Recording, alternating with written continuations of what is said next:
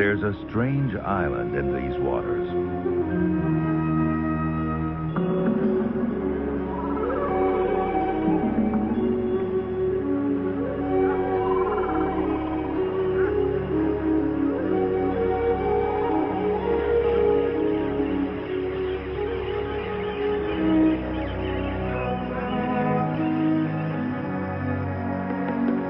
Sulawesi is an island unlike any other. The creatures that live in its lush rainforests are found nowhere else.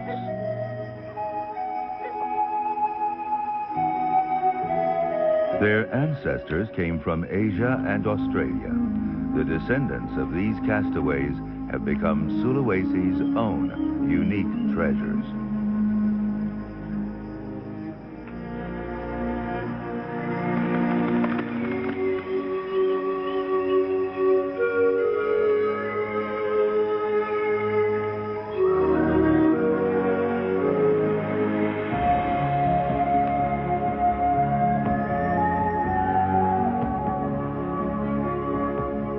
Sulawesi was created by great movements in the Earth's crust.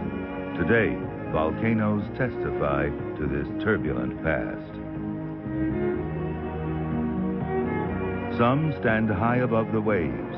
Others are still rising from the seabed.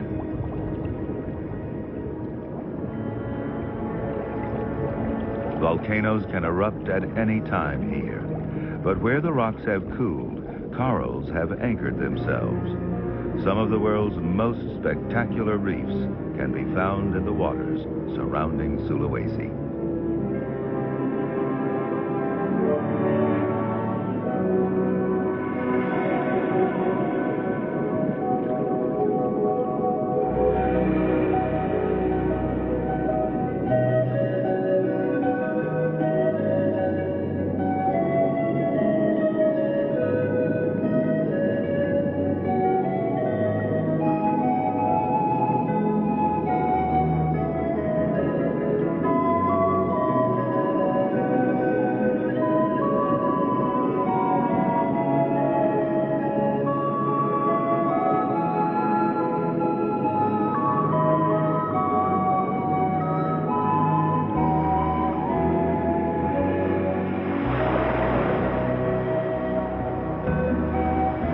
Sulawesi lies among 13,000 other islands, yet it stands out from the crowd.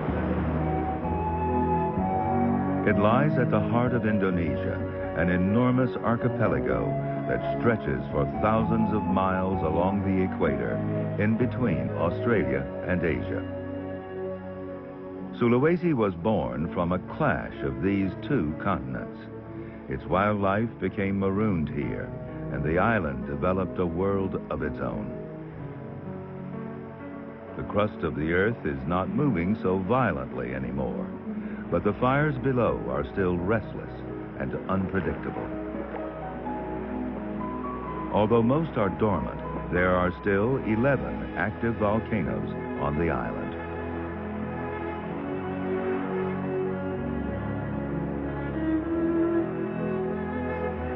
Fertile volcanic soils combined with a moist tropical climate have resulted in an island blanketed in rainforest.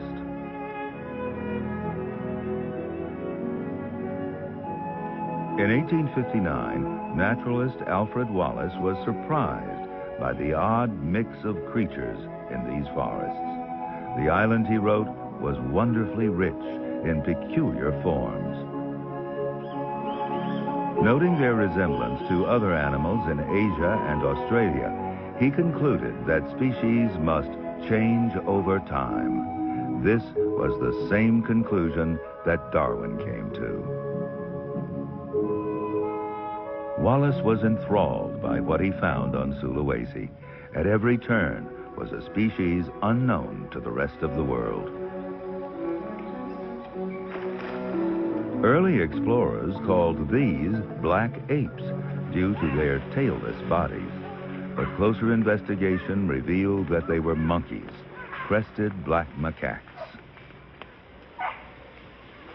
They've been cut off from the rest of the world for so long that they evolved on a path of their own.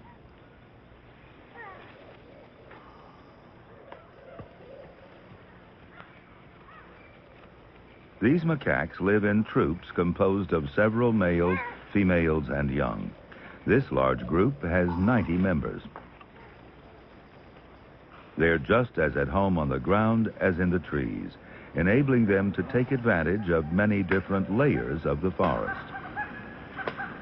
They feast on more than 100 kinds of fruit, the main staple of their diet.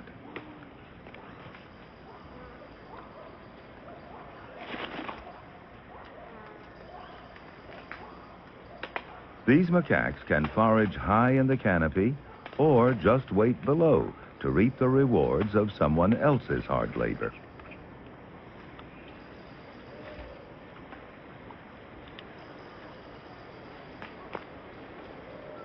There are 7 kinds of macaques on Sulawesi, all probably evolved from one Asian ancestor.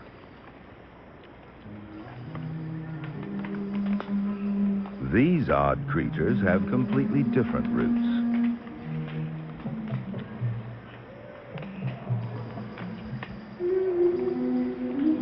The bear couscous evolved from ancestors with Australian connections. Though it's nicknamed the tree bear, it's a marsupial, related to opossums and kangaroos.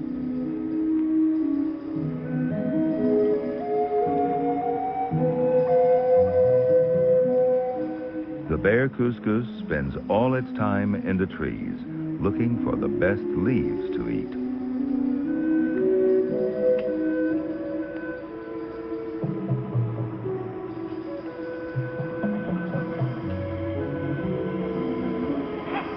Last year's youngster has grown too big to fit into its mother's pouch, but her new infant can still snuggle deep inside.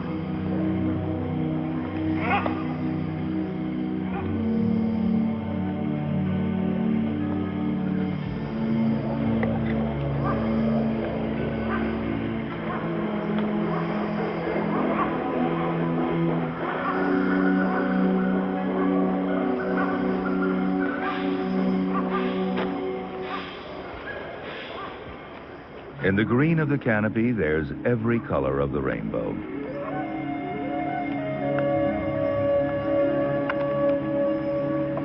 The red-knobbed hornbill.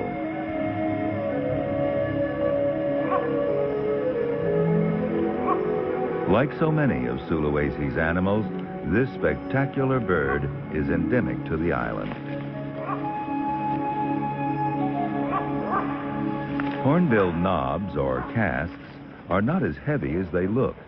They're usually either hollow or made of spongy tissue and add little weight during takeoff.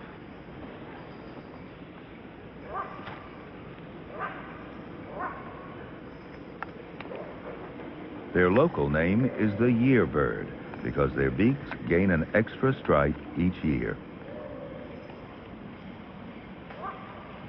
Fruit-eating birds of all kinds depend on figs to survive, but figs are just as dependent on the birds. Many species of fig will not grow unless they pass through an animal's stomach first. Fig trees rely on animals to spread their seeds, a service the hornbills provide as they travel far and wide over the rainforest. The hornbill and the fig tree, just one of the countless mutual relationships in the rainforest community.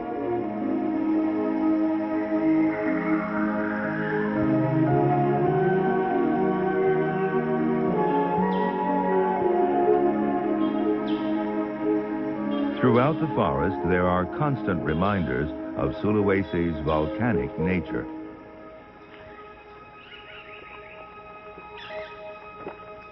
In some places, the smoldering fires lie just below the surface.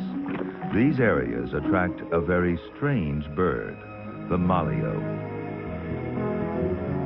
When early explorers told of birds that lay eggs in volcanoes, few believed them. But in nature, truth is often stranger than fiction. Malios have webbing between their toes, which helps them to dig pits in the loose soil.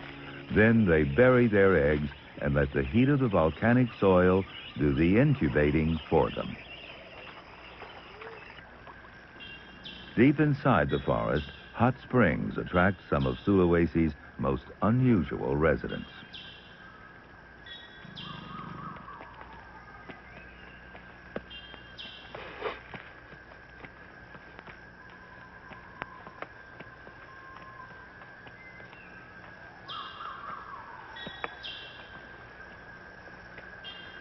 The babirusa.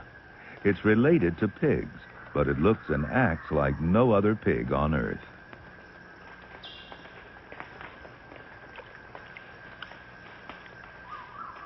They don't dig for roots like other pigs, but eat fruit and larvae.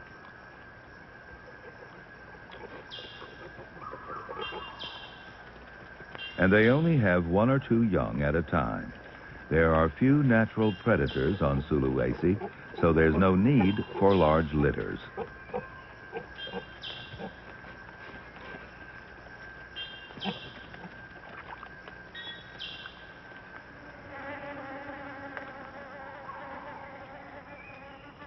One of their most unusual features is the curved upper tusks, which are actually canine teeth that have pierced the skin and curved backwards.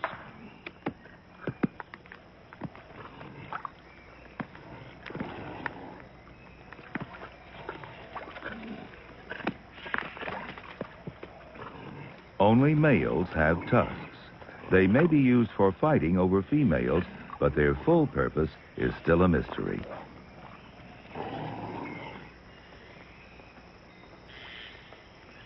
The hot spots attract another rare creature, the anoa, a fierce but secretive dwarf buffalo.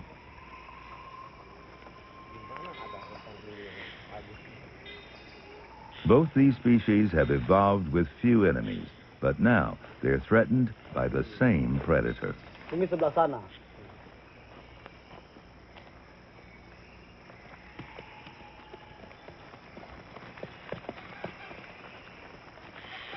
Though hunting is a major threat to many of Sulawesi's creatures, these men are seeking another harvest.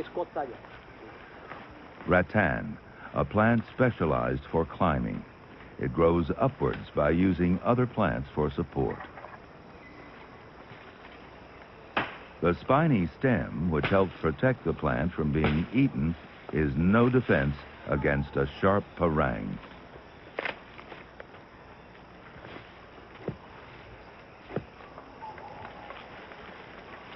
The canes will be used to make furniture.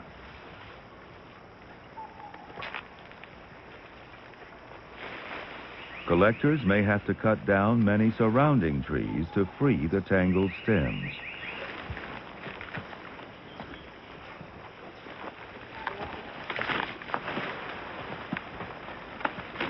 The demand for this plant is great in Sulawesi and in foreign markets. Many forests have already been stripped of rattan, and collectors are now cutting illegally in protected areas.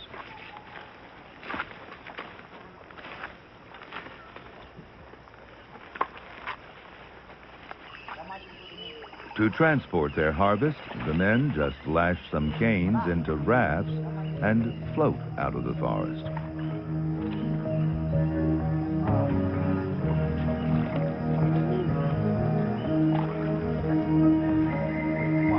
There are only 2 seasons in Sulawesi. After 6 months of rain, the dry season is about to begin.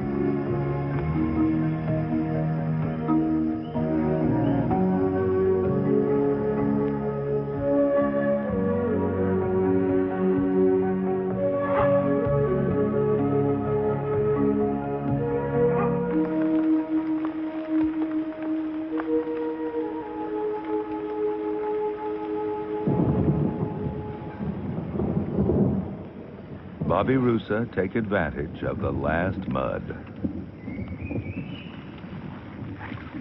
If there's one thing they share with pigs, it's the pleasure of a good wallow.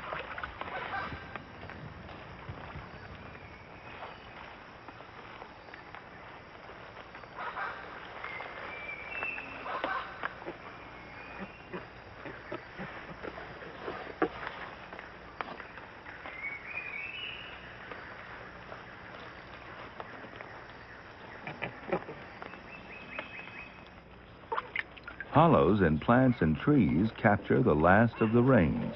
The macaques make good use of these tiny drinking holes.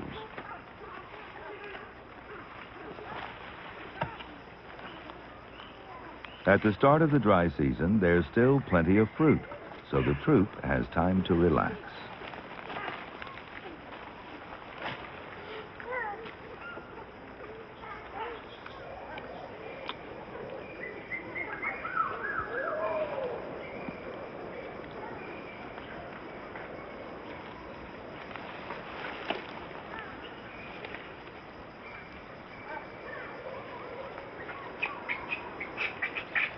This group has several full-grown males arranged in a status hierarchy.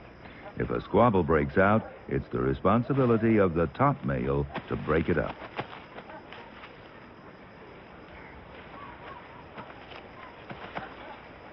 This organized system helps maintain law and order.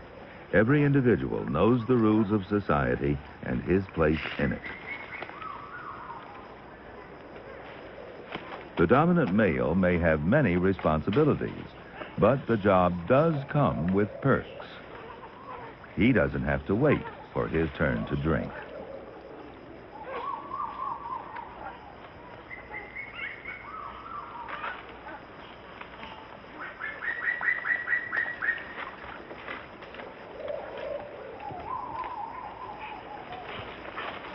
He also gets first choice of any willing females.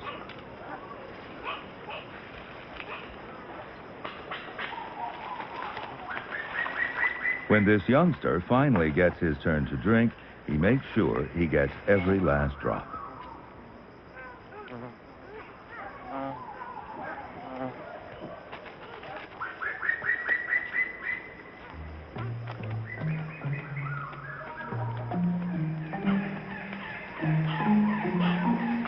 The troop now sets off to search for food. They may cover 2 miles a day looking for fruiting trees.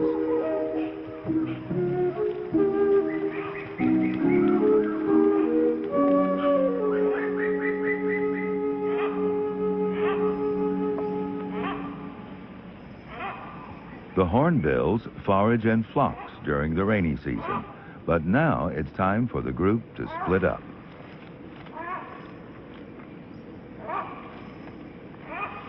They separate into breeding pairs, and the annual courtship ritual begins. The male woos his mate with a gift of fruit.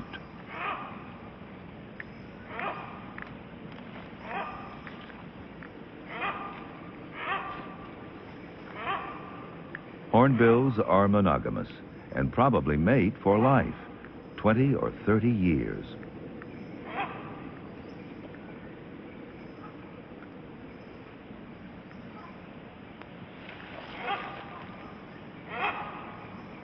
Although today the biggest threat to hornbills is loss of habitat, they were once hunted for their large casques. These were used to decorate drums played before a battle, because people believed that the casques gave power to warriors.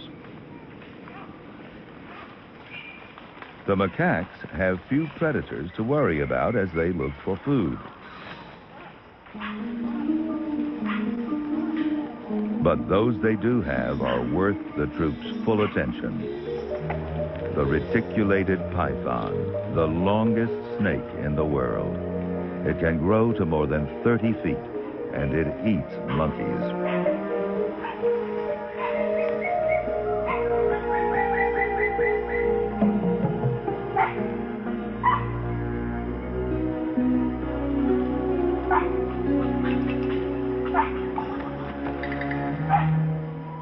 The macaques can easily outrun the snake, so they're safe as long as they keep an eye on it. Their warning barks alert the rest of the troop.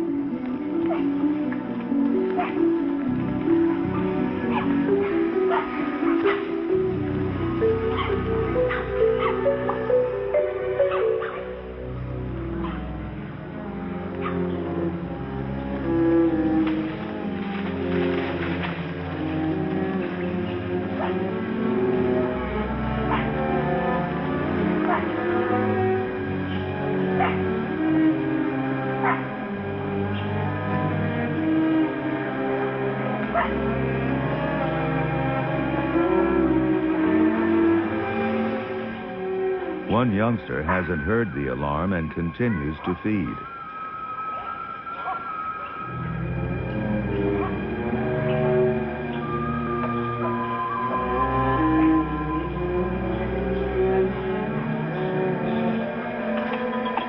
Finally, he catches on.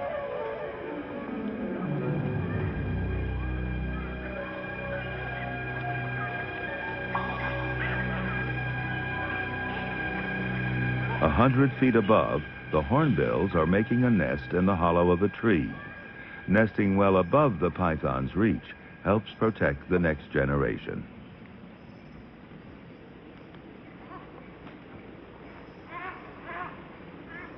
Female hornbills usually seal themselves into the tree with mud supplied by their mates.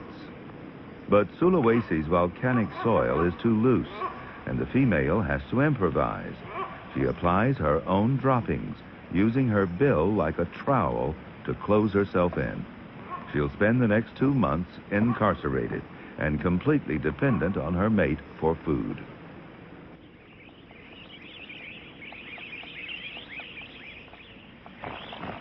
Some birds prefer to nest with other couples.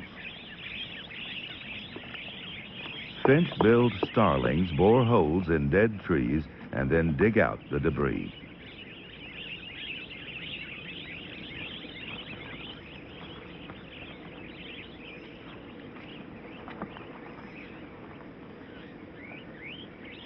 More than 100 birds can share the wooden skyscrapers of the rainforest.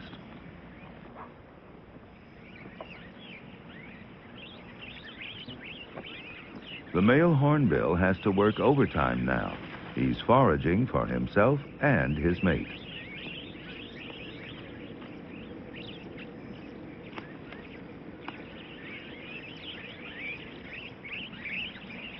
By stuffing his throat pouch to capacity, he can bring home 150 figs at a time.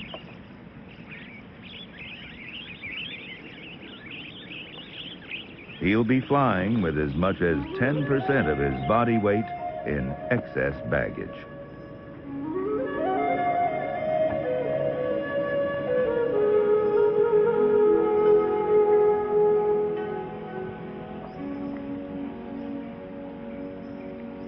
He delicately regurgitates the figs whole and one at a time passes them to his mate.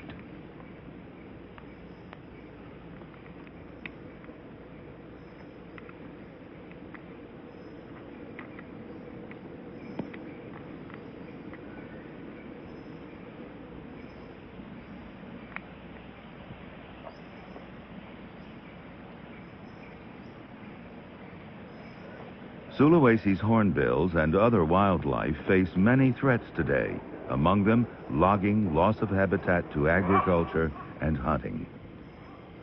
And recently, the forests have been invaded by miners in an illegal search for gold.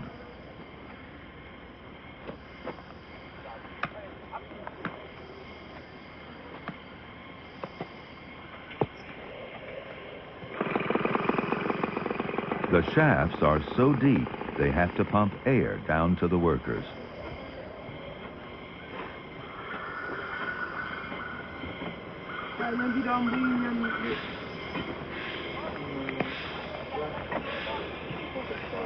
The rewards for the miners are great, but it is the forest that pays the highest price for this gold. The effects on the forest are widespread. Spoils from the shafts add silt to the streams, and the miners' tented camps devastate their surroundings, causing erosion and loss of habitat for wildlife.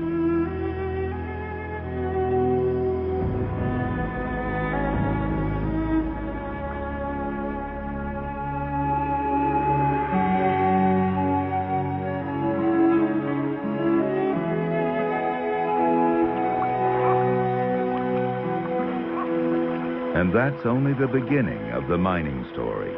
More problems arise when the rainforest alchemy begins.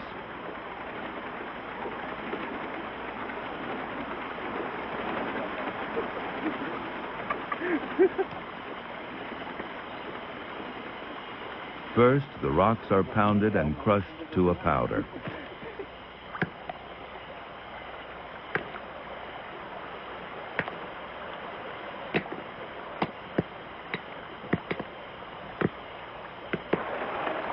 Then the powder is churned in a barrel with rocks and water, and one other ingredient, essential but potentially lethal.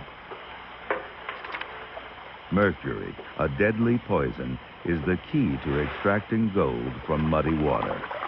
The miners can't extract the precious metal until mercury is added. It fuses with the gold. Now they have something they can work with. After the water is poured off, any mercury which isn't bonded to gold has to be removed. The liquid is squeezed through a cloth to drain out some of the excess mercury.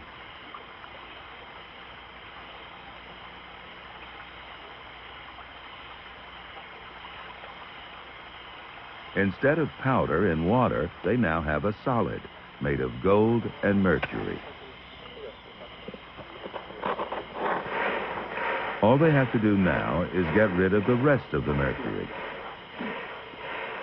It has to be burned off.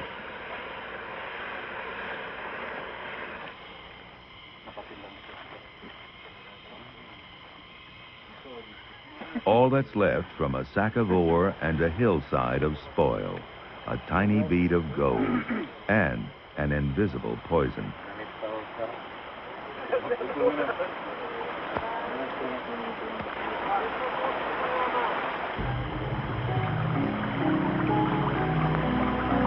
Some of the mercury is released into the rivers and carried down to the paddy fields.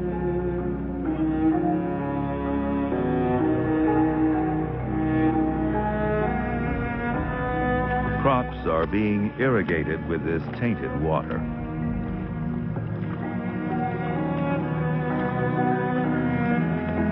Only time will tell how much damage is being done.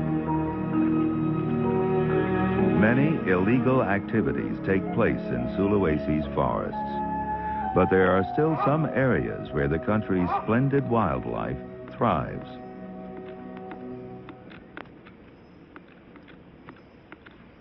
The hornbill's egg has hatched, and the female now breaks down the wall that has imprisoned her for so long.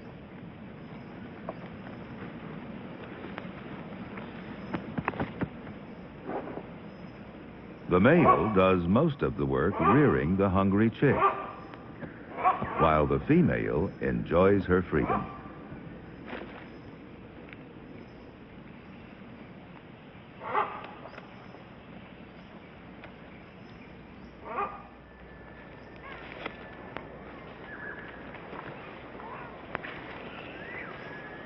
The dry season has set in, and the macaques have to spend more of their time looking for food.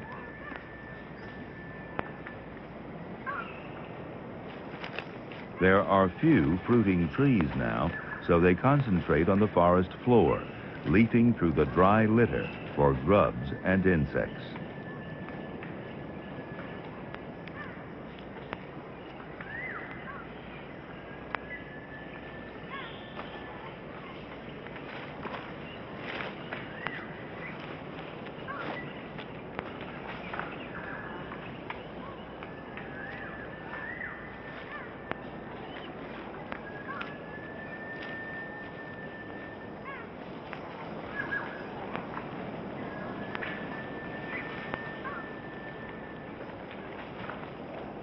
Not every person who comes here is a threat to the rainforest.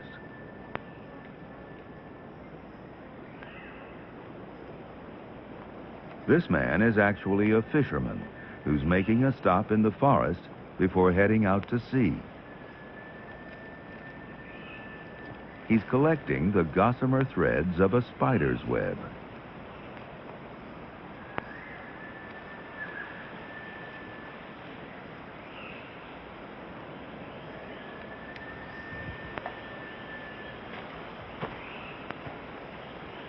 Before he can use the web, the fisherman needs one more thing. For For that, he must visit the mangroves that fringe the muddy shores nearby. These watery forests are important habitats for a wide variety of wildlife.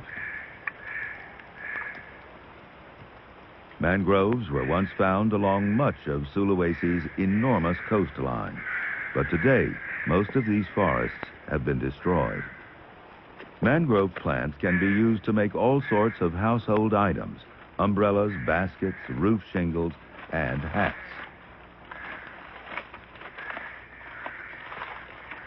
But the fisherman has a very special use for these dead fern leaves.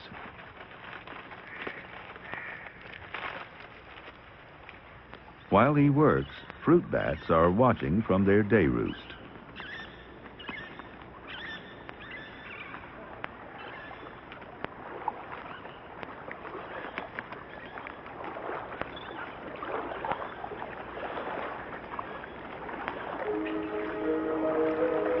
With a spider's web and a leaf, the fisherman takes to the sea.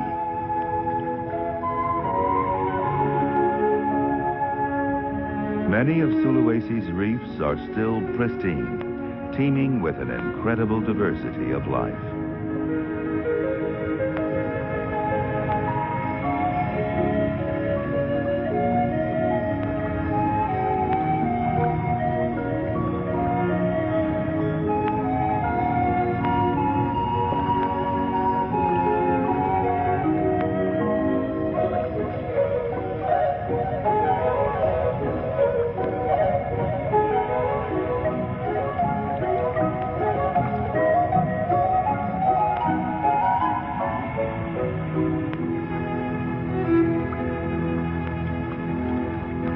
Some fishermen use explosives and poison, but the traditional method leaves few scars. The spider web is now put to use as bait.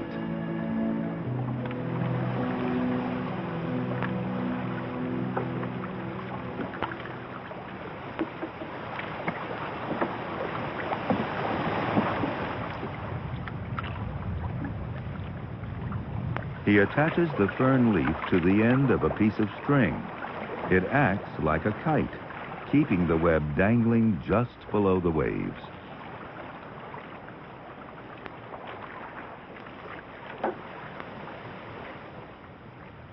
The fluttering lure attracts garfish, which hunt near the surface.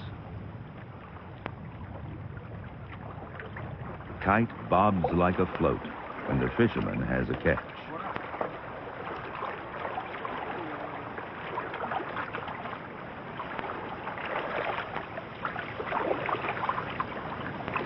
The garfish gets its toothy beak tangled in the silken lure. There's no hook. The web alone is strong enough to hold it. The silk can be scraped off and used again, so a single spider's web can last for 3 days.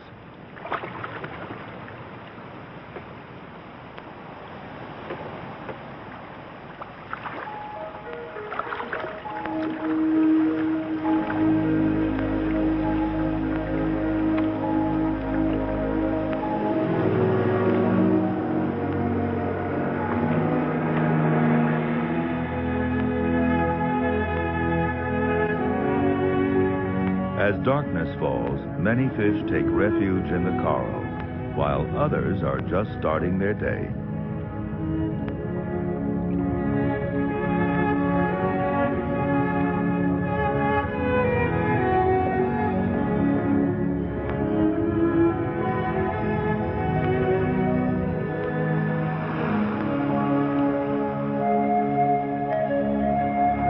On shore, the creatures of the night are now beginning to emerge.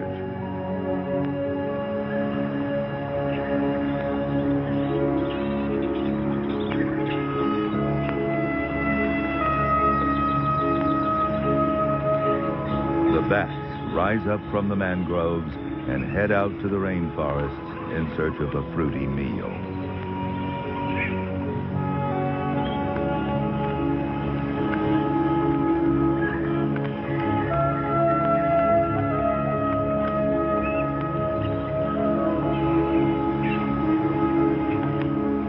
Some will fly fly 20 miles or more to their feeding grounds.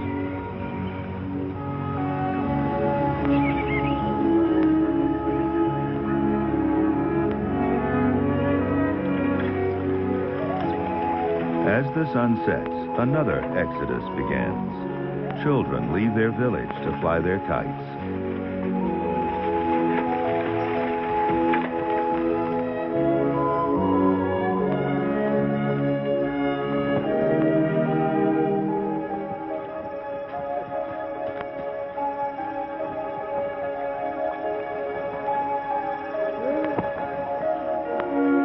But this is an unusual kind of kite flying. It's not a children's game, but a much more serious pursuit. Every line carries a string of hooks. These children are fishing for bats. On their way to the forest, the bats must run this deadly gauntlet.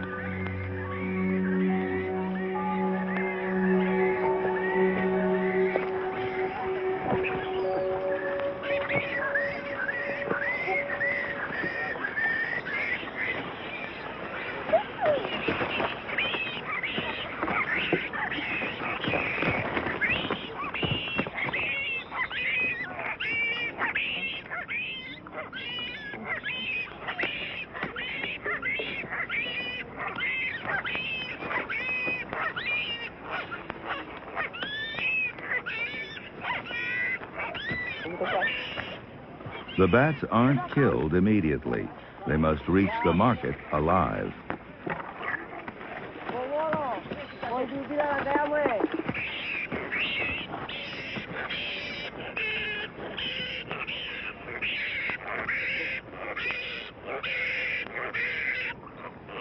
In the brief tropical sunset, hundreds of bats are fished from the sky. But thousands do escape and fly into the night. They head for the rainforest, which after dark is a very different world. This wide-eyed tarsier is just having breakfast.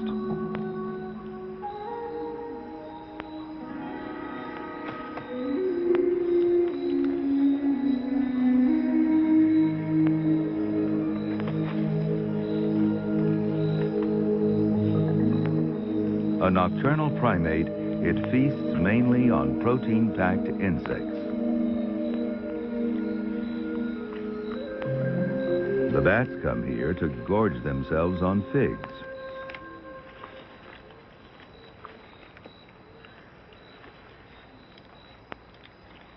As they fly from tree to tree, they play a vital role in dispersing the seeds of fruiting trees, more than any other fruit eater. This dwarf couscous has a very different lifestyle than its relative, the bear couscous. It eats mainly fruit, not leaves, and it lives in the dark.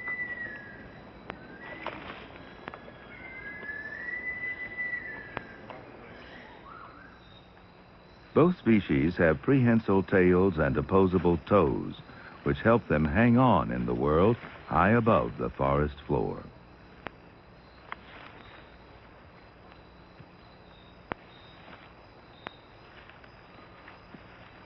This youngster keeps trying to get back into its mother's pouch.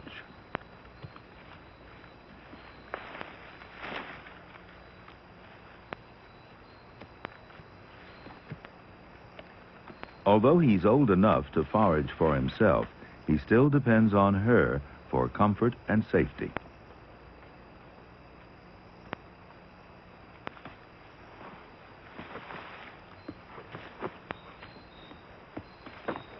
After a few attempts, he's finally allowed to stuff himself back in. This makes it a bit harder for her to maneuver with her sugary meal.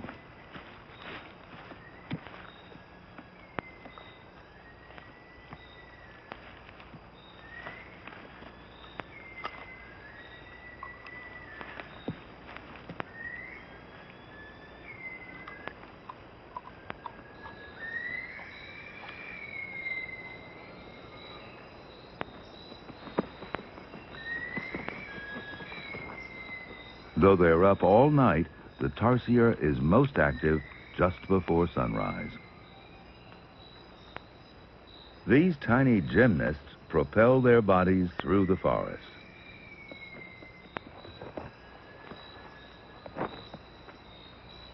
They are one of the smallest of all the primates. Just 4 inches long and weighing in at only 35 ounces, the tarsier is dwarfed by the giants of the rainforest.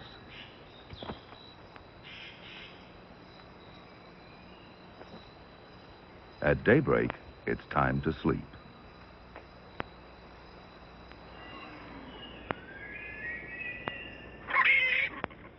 In the village, last night's harvest of bats is being sold to a trader. They're destined for the market in a distant town.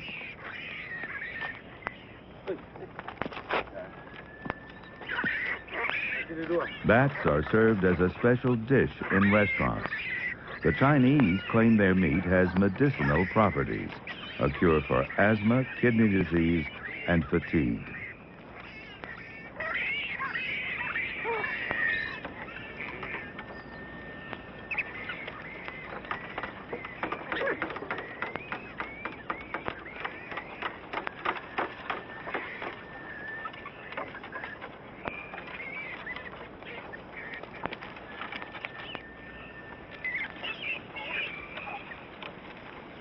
The bats are given fruit to sustain them on the long journey.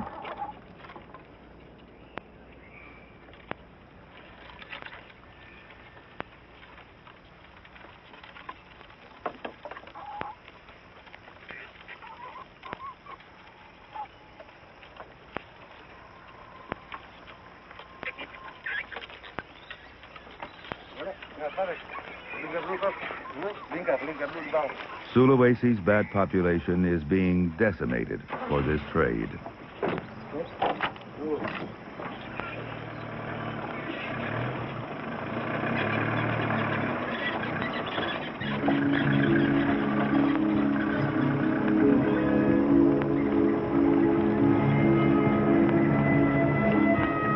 The loss of bats could have disastrous effects on the island's forests. With no bats to plant them, these forests could slowly vanish, and with them, all the creatures that depend on fruit for their survival.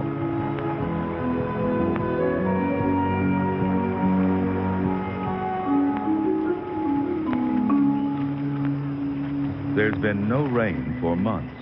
The coastal forests are now very dry, and most of the drinking holes are gone. The macaques head for the beach, but they can't drink from the salty sea.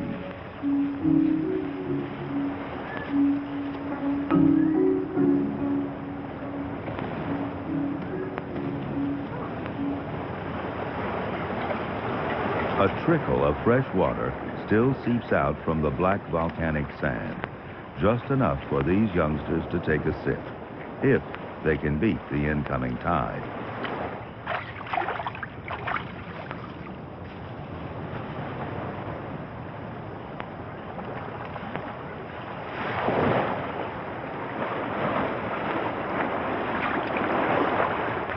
Farther up the beach, there are a few freshwater pools among the rocks, but they're monopolized by the older members of the troop.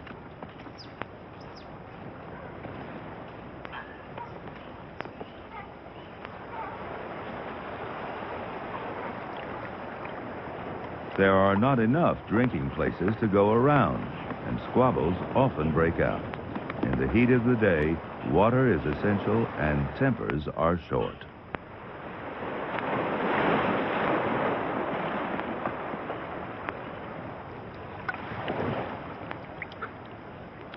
It's too hot to look for food.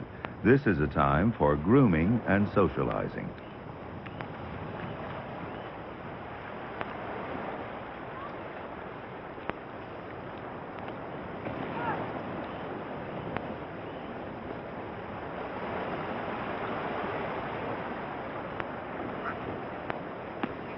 Only youngsters still have the energy to play.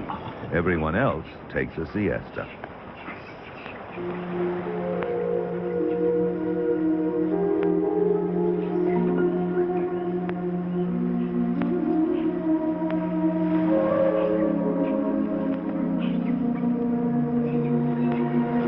But out on the beach, there's quite a bit of activity.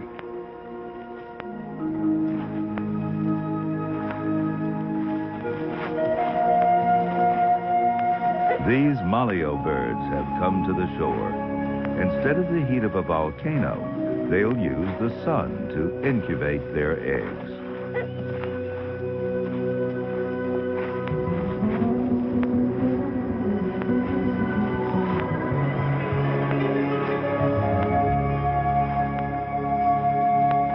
The burning sand can reach 175 degrees, but down below, it's perfect for hatching the next generation.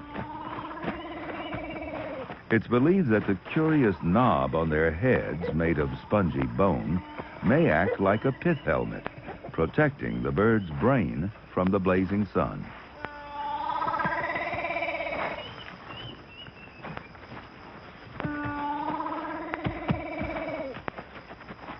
Each couple digs one hole for its egg and a second to divert predators.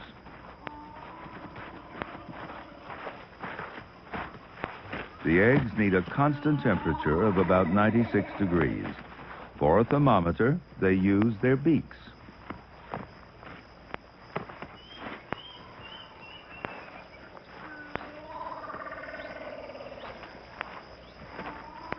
The female lays one enormous egg and then quickly covers it up. An egg the size of a grapefruit will produce a youngster big enough to dig itself out of the pit.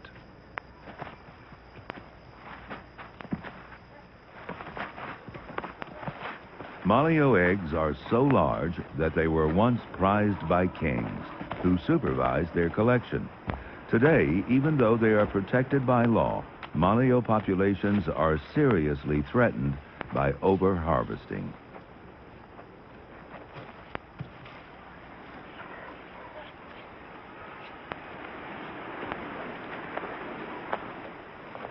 There is no shortage of hen's eggs, but these are 5 times the size, and they're a gourmet item.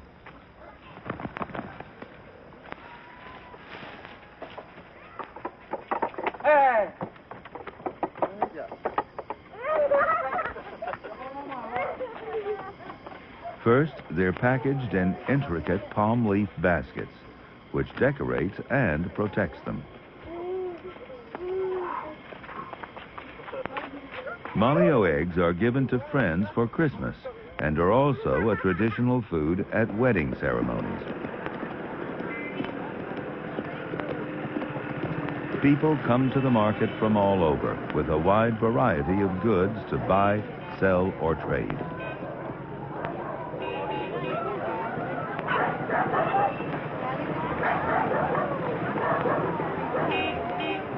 Meanwhile, after a 4-day journey, the bats have reached their final destination. Bats are not protected by law, so they can be bought out in the open. Monkeys, babirusa, and couscous are sold behind closed doors. Hunting and habitat loss are serious threats to Sulawesi's wildlife. Since many of them exist nowhere else, if they're lost from this island, they're lost forever. But each year, they struggle to produce the next generation. The hornbill chick is growing fast, but it's still dependent on its father for food.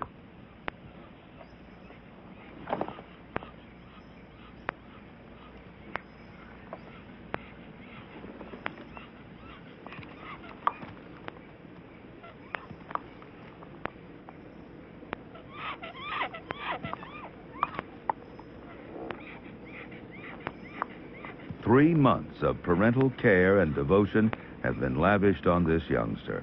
But not all birds are so lucky.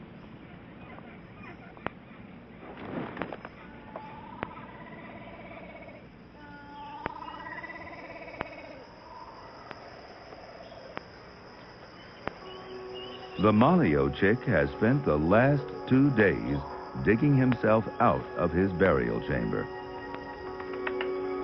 His parents will not return to the nest. He is entirely on his own.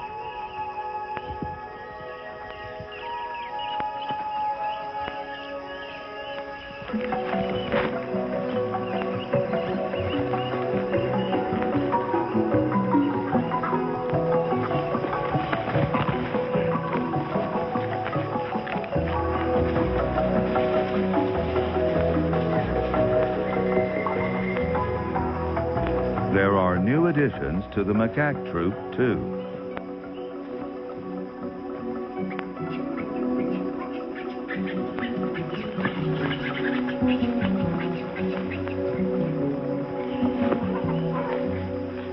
This youngster is extremely curious about her new sibling.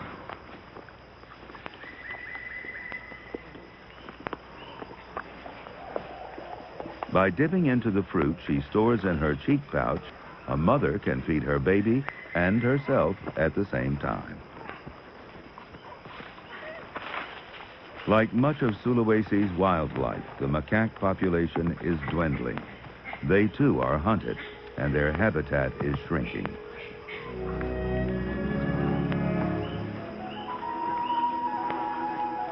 But there is still hope for these monkeys and for all of Sulawesi's rare treasures. Conservationists are working on programs that would benefit the wildlife and the local people at the same time.